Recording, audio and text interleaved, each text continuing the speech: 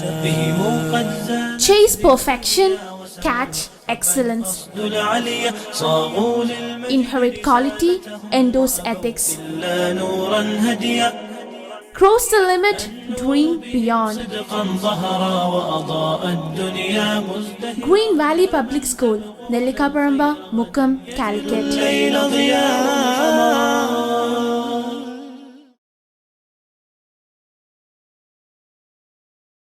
Hello and welcome to the exclusive lecture series 3. I'm Neza Noushad of class 8 studying in Green Valley Public School. The Selfish Giant is a beautiful fictitious story by Oscar Wilde. This story teaches us to treat kids in the right way. Let's start the story. So as mentioned by Neza, we are discussing Selfish Giant by Oscar Wilde. As you can see, the name is extraordinarily long. Oscar Fingal of Laherty Wills Wilde, right? So he's popularly known as Oscar Wilde. Yes, so he lived between the years 1854 to 1900. Yes, 1900. A difficult name for a complicated man. Of course, he's supposed to be a complicated man that led a difficult life filled with hope, triumph, but visited by peril and beset with despair. So he was a man who went through a lot of ups and downs. That's what we get to know from this. Triumph means victory, as you know, right? Despair, you know, distress, right? Yes. So he went through a lot of such roller coaster rides. Can you see? Hope, despair, triumph, peril, right? So when you search for Oscar Wilde, you can get to see a lot of such quotes. I regard the theatre as the greatest of all art forms. He's speaking about theatre here. The old believe everything, the middle-aged suspect everything, the young know everything. Can you see? It goes very well with the new generation, I suppose. The old believe everything, so they believe whatever you say. The middle-aged suspect everything, they have a doubt in everything. The young know everything. Of course, young people like you know everything. That's what Oscar Wilde says. So he's such a popular person who is popular for all such kind of quotes. Everyone may not be good, but there's always something good in everyone. Such a wonderful quote by Oscar Wilde. Yes, some more details about Oscar Wilde. Yes, over to Neza, right? So he was born in 16th October 1854. Yes. Westland Road, Dublin, Ireland. Yeah, so he's an Irish, right? He was born in Ireland, right? So you know that Ireland was quite popular at those times, right? United Kingdom, London, America, Ireland, these were all the very important places in those times, okay? Particularly London and Ireland, right? So he died on 13th November 1900. Yes. In Paris, yeah. France. Yeah, and he is particularly known for aestheticism. There are a lot of different kind of writings. It is a, aestheticism. You have to know some facts about that, about which we will be discussing later on. We had been discussing many such things like, you know, naturalism, surrealism, transcendentalism. There are a lot to learn in English literature. So he is a person who is particularly known for aestheticism, right? Okay, and he's known for some of the short stories like The Canterville Ghost, The Selfish Giant, The Portrait of Mr. W.H., Lord Arthur Saville's Crime, The Remarkable Rocket. Right. So some of the plays are The Importance of Being Earnest. It is very, very popular. You will get to know about such a play. Even you will learn about such a play when you go higher in literature, English literature. Right. So let's go ahead with one last interesting quote by Oscar Wilde. We move ahead with the discussion about the story. He says, success is a science. If you have the conditions, you get the results. Right. So you see that success is compared to science according to Oscar Wilde. If you have the conditions, initial conditions, right, you get the result. You should be knowing, you should be doing a lot of science experiments, right? If the initial setup is correct, you will be sure you will end with a good result, right? So we begin with the discussion about the story. The Selfish Giant was first appeared in a book called The Happy Prince and Other Tales, published in 1888. Yeah. According to Wilde, the stories were designed to be read to children. Yes, so he wrote children's books, right? So The Happy Prince and the Other Tales, please note down, this is the book where this particular story appeared in 1888, right? Way back in the 19th century. Yeah. The Selfish Giant is a story that illustrates the perils of isolation and the negative consequences of selfishness, but it also teaches us that it is never too late for redemption and for love. So you see that there are a lot of qualities that are mentioned, the nouns, right? The abstract nouns, can you see isolation, right? Selfishness, right? Redemption, love, right? So it illustrates the perils of isolation, right? The shortcomings of isolation or being isolated. So Selfish Giant, you will see that he's a person who loved to be in isolation. He didn't want to involve anyone in his life, right? And the negative consequences of selfishness. But it also teaches us that it is never too late for redemption and for love, right? Redemption means what, Neza? Redemption is the action of saving or being saved from sin, error, or evil. Right. So you may save yourself or someone else saves you. That's called redemption. It's a beautiful word here.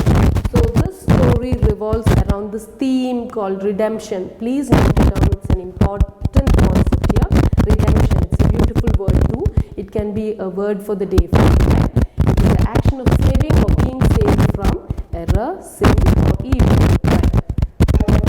Selfish Giant, beloved tale that has lasted for generations. The Selfish Giant by Oscar Wilde, one of the world's greatest writers, tells the tale of a very selfish giant, his wonderful garden, the curious and playful village children, and of course the little child who changes the giant's heart. Right. So you see all the people that go into making the story, right? So there is a giant, selfish giant, there is a beautiful garden, there are curious playful children who want to play in the giant's garden, right? Yes. And the little child who changes the giant's heart. So we see that this particular piece of work, it is a beloved classic in English literature. So if you're planning books for your home library, you can plan a book, The Selfish Giant by Oscar Wilde, right? So it is a beloved classic in English literature. It is written by Oscar Wilde, Oscar Wilde's greatest story of redemption and forgiveness, right? So it deals with the themes of redemption and forgiveness. This fantastic edition of this famous tale showcases Wilde's story in a palette and composition that will delight and inspire both young and old people alike, right? So it is a family treasure to be read and read again, right? So this is about the introduction. I think we can dive into the story, right, Neza? Yes. So there are a lot of beautiful pictures that you can find if you search for the Selfish Giant, because Oscar Wilde has mentioned that this giant has got such a beautiful garden. So the illustrators, you know, they play a big role in making these storybooks so colorful, and they make it quite attractive to the children, right? So yeah. So this is the garden. See how beautiful it is, right? So beaming with life, right? Yeah, so let's see what happens in the story. Yeah, so let's read the story, right, Neza? Yes. So please take your textbook. It so happened, the supplementary reader, it is a reader of class 8. Yeah, we are into chapter 3, The Selfish Giant. So this is the first part. Yes. So let's read the introductory part of it. The giant's garden was beautiful and children loved to play in it. Yeah. The giant who was selfish built a high wall round his lovely garden. Children did not enter the garden thereafter, nor did spring and summer till the giant experienced a change of heart. Yeah, so this gives the hint of what's going to happen in the first part of the story. So let's rush and read it because it spans for over a few pages. Right, so let's start, Neza. Yes. Every afternoon, as they were coming from school, the children used to go and play in the giant's garden. It was a large, lovely garden with soft green grass. Here and there over the grass stood beautiful flowers like stars, and there were 12 peach trees that in the springtime broke out into delicate blossoms of pink and pearl, and in the autumn bore rich fruit. The birds sat on the trees and sang so sweetly that the children used to stop their games in order to listen to them. "How happy we are here," they cried to each other. One day the giant came back.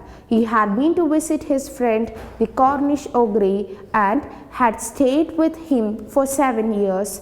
When he arrived, he saw the children playing in the garden. "What are you doing here?" he cried in a very rough voice, and the children ran away. Right, so you see what happens here, right? Yes. The children are involved in merrymaking in the garden of the selfish giant. Yes. And he had been somewhere for about how many years, Neza? 7 years. Yeah, so he had been with whom? He went to visit his friend Or Cornish ogre. Cornish ogre, right? Cornish ogre. Please learn that word. It's an important word here. You'll have to mention that. So in the absence of the selfish giant, so you can see that the children are so happy, and they find it as a place to have fun, right? And they enjoy so much, right?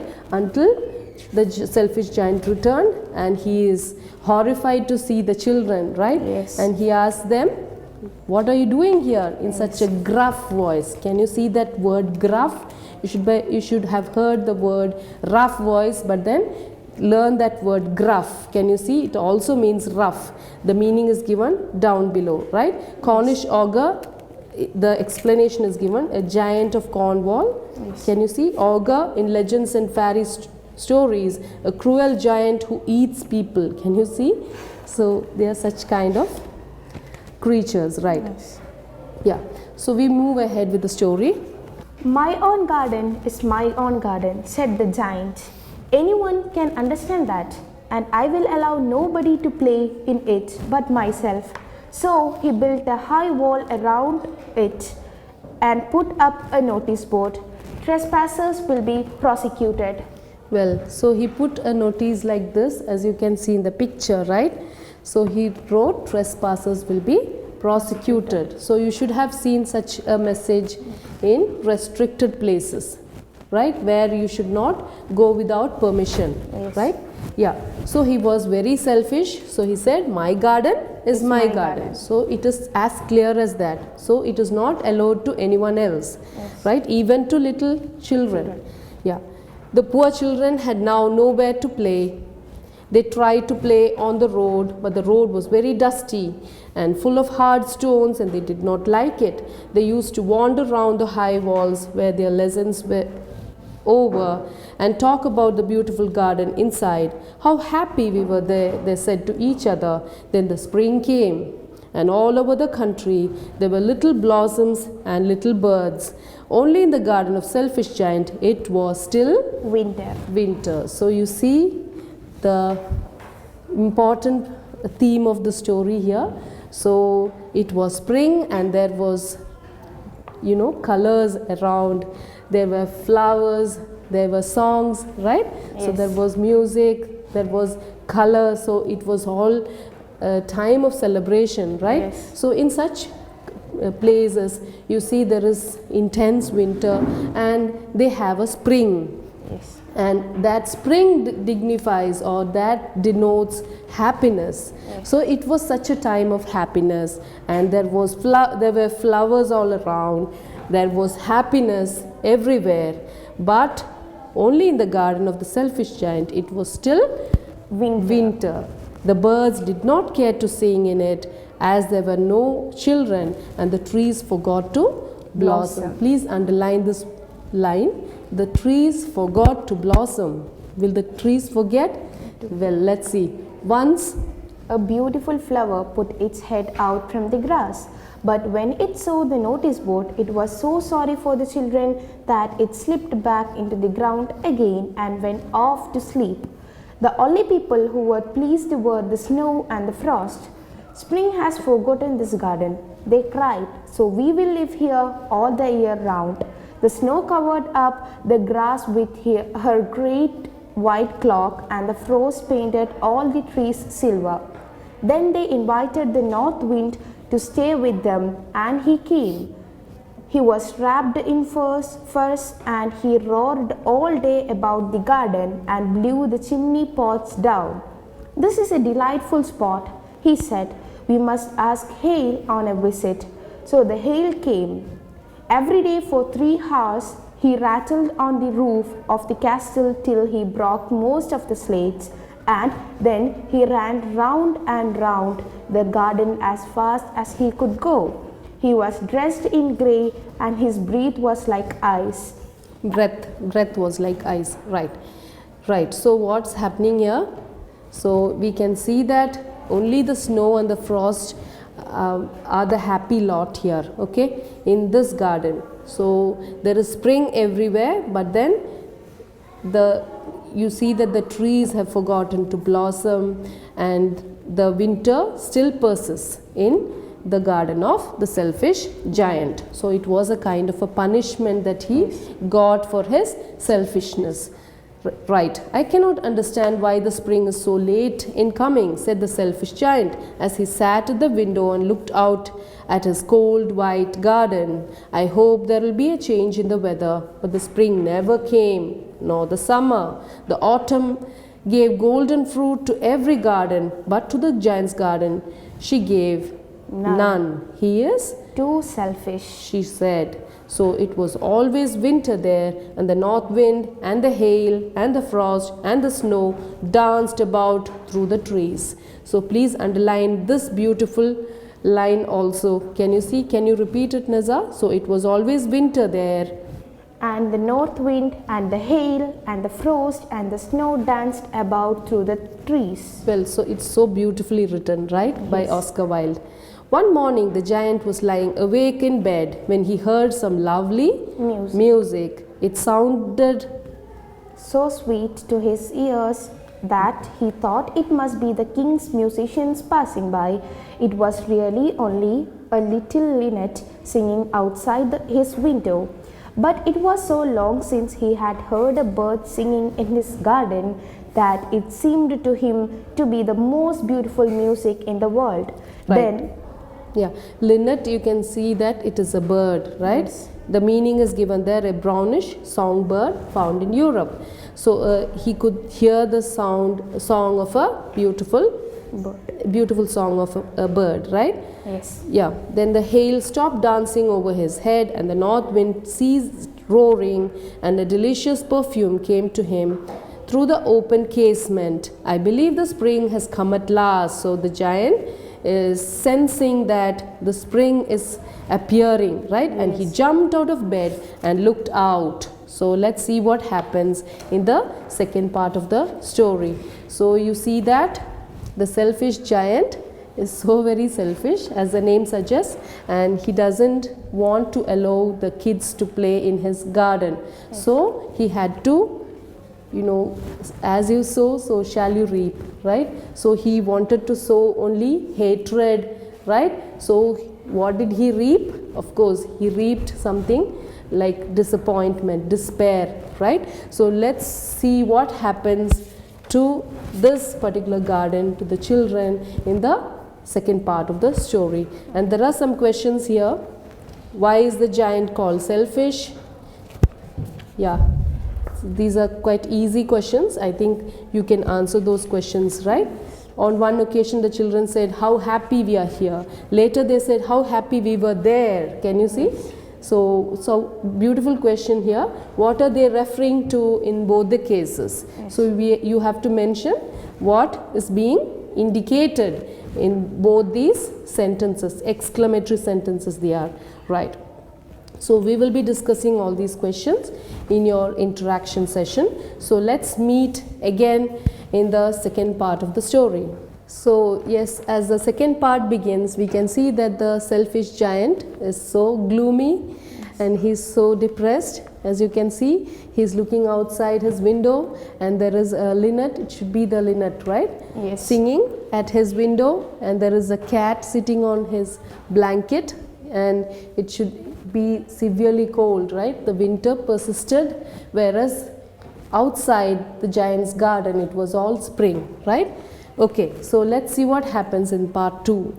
Part 2. To celebrate the return of the children, trees covered themselves with birds and blossoms. The giant was delighted to see his friends back, especially a little boy whom he loved early. The little boy soon disappeared, only to return much later. Right. So we see that, to celebrate the return of the children, the trees covered themselves with birds and blossoms. So let's see how it happens. He saw a most wonderful sight. Through a little hole in the wall, the children had crept in. So they crept inside through a little hole, right? So crept is the past tense of creep, right? Yes. Yeah. C-R-E-E-P, creep. The past tense is crept. So through a hole in the garden, the children crept inside, right? Sneakily. Yes. Sneakily means what? Means what? Secretly, right? Okay, and they were sitting in the branches of the trees. In every tree that he could see, there was a little child, and the trees were so glad to have the children back again that they had covered themselves with blossoms and were waving their arms gently above the children's heads. Yeah, so he could hear the song of the bird because the children started reappearing. Okay, the children were getting so much restless, they wanted to somehow creep inside and they wanted to play in the garden, right? Because they enjoyed playing in the garden. So that is how all the birds started coming in. So that's what we see, right? The birds were flying about and twittering with delight, and the flowers were looking up through the green grass and laughing. It was a lovely scene. Only in one corner it was still winter. It was the farthest corner of the garden, and in it was standing a little boy. He was so small and he could not reach up to the branches of the tree, and he was wandering all round it, crying bitterly. The poor tree was still covered with frost and snow, and the north wind was blowing and roaring above it. "Climb up, little boy," said the tree, and it bent its branches down as low as it could, but the boy was too tiny. Right. So you see that in one particular corner it was winter still, right? So the giant went to find out why it was still winter over there. So he found a little boy there who was trying to climb a tree, and he could not climb. He could not reach its branches. So what did he do? The tree bent. Yeah, the tree was bending for him to climb. So the selfish giant, we should no longer call him selfish, I suppose, because now he started to change his mind and he's going there to help the child, right? So he tried to help him, right? And the giant's heart melted as he looked out. "How selfish I've been," he said. "Now I know why the spring would not come here. I will put that poor little boy on the top of the tree, and then I will knock down the wall, and my garden shall be the children's playground forever and ever." He was really very, very sorry for what he had done. Right. So please mark this paragraph. This shows how he came back, or he realized that he should no longer be selfish and he has to, yield, and he has to leave his garden for those kids to play, right?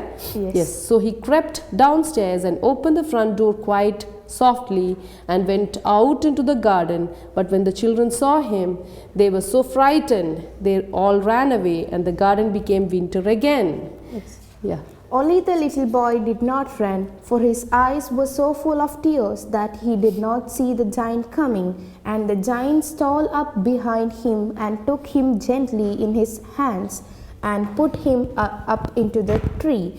And the tree broke at once into blossom, and the birds came and sang on it. And the little boy stretched out his 2 arms and flung them round the giant's neck and kissed him. And the other children, when they saw that the giant was not wicked any longer, came running back, and with them came the spring. "It is your garden now, little children," said the giant, and he took great axe and knocked down the wall. And when the people were going to market at 12 o'clock, they found the giant playing with the children in most beautiful garden they had ever seen. Right. So the garden was becoming spring and winter again and again, right? Once the children crept in, or once they entered, it became spring, and once they went out, it became winter again. Yes. So the giant recognized his fault, and he's trying to, to destroy the wall. Yes. And let them open, right? The garden is let open for all the kids to play anytime. So that's what we see, right? All day long they played, and in the evening they came to the giant to bid him goodbye. "But where is your little companion?" he asked. "The boy I put into the tree." The giant loved him the best because he had kissed him. "We don't know," answered the children. "He has gone away.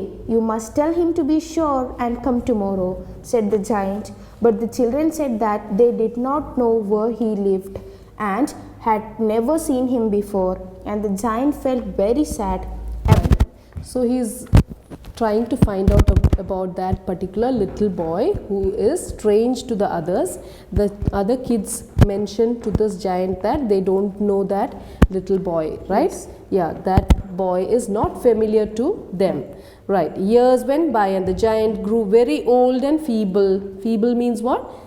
Weak, right?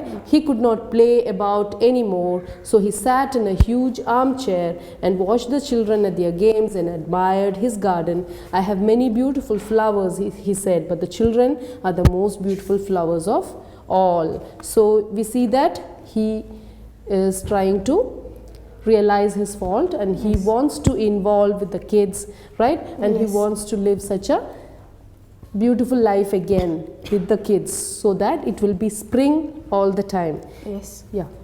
One winter morning he looked out of his window as he was dressing. He did not hate the winter now, for he knew that it was merely the spring asleep, and It was merely the spring asleep. It was merely the spring asleep, and that the flowers were resting. Suddenly he rubbed his eyes in wonder and looked and looked. It certainly was a marvelous sight. In the farthest corner of the garden was a tree quite covered with lovely white blossoms. Its branches were golden, and silver fruit hung down for them, and underneath it stood the little boy he had loved. Yeah, so he found that little boy, right? Downstairs ran the giant in great joy, and out into the garden he hastened. Hastened means what? He went rushing, right?